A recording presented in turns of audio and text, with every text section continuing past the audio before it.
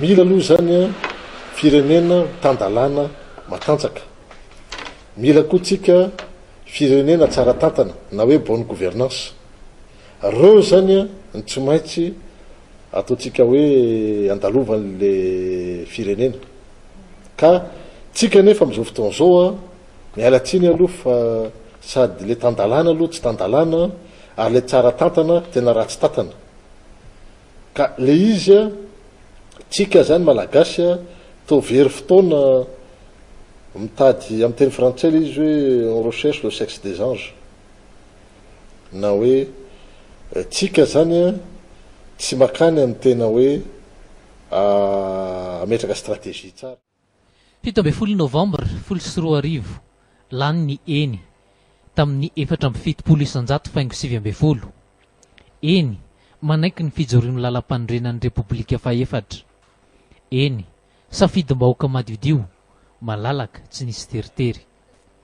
Profon'izany 2,470 no nanao tsitany Bonglava. Ery Rajaonarimampianina nametra tanany sy ninina fa anaja izany ity mandray ny asany ity. Ampiakarina ny gavenora noho ny fianiana. Ito latrehan'Andriamanitra Andriananahary sy ny firenena ary ny vahoaka menina aho fanatanteraka an-tsakany sy andavany ary ampahamarinana ny andraikitra lehibe mahafilohan'ny firenena malagasy aho. Menina aho fampiasa ny fahefanana tolotra ary anokana ny heriko rehetra iarovana sy anamafisana ny firaisam-pirenena sy ny zon'olombelona.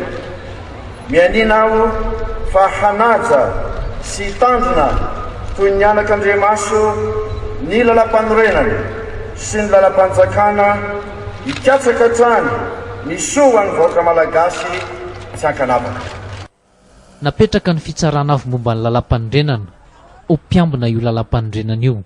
Minina Ramatoa Yvonne Raso. Ramatoa Fara Alice Raso Kademaso. Ny fanindran-dalana tamin'izany ihany koa ny fametrahana ny antenimieram-pirenena. Ijoro ametraka aingana ny androm-panjakana rehetra taky ny lalam-pandrenana.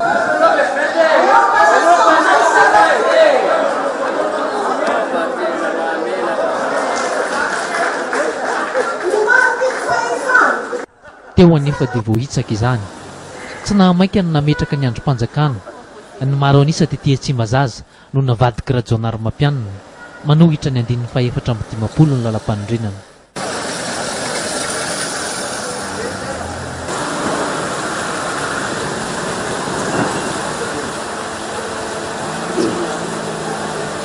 Takizany ihany koa ny fiovaovana palitao mandika ny 470 ny lalam-pandrenana. Maro anisa manohana ny Rajaonarimampianina io no mahamaika ny filoha fa tsy ny fampandrosoana. Azao vao taitaitra ameno ny androm-panjakana satria manana maro anisa amin'ny ben'ny tanàna.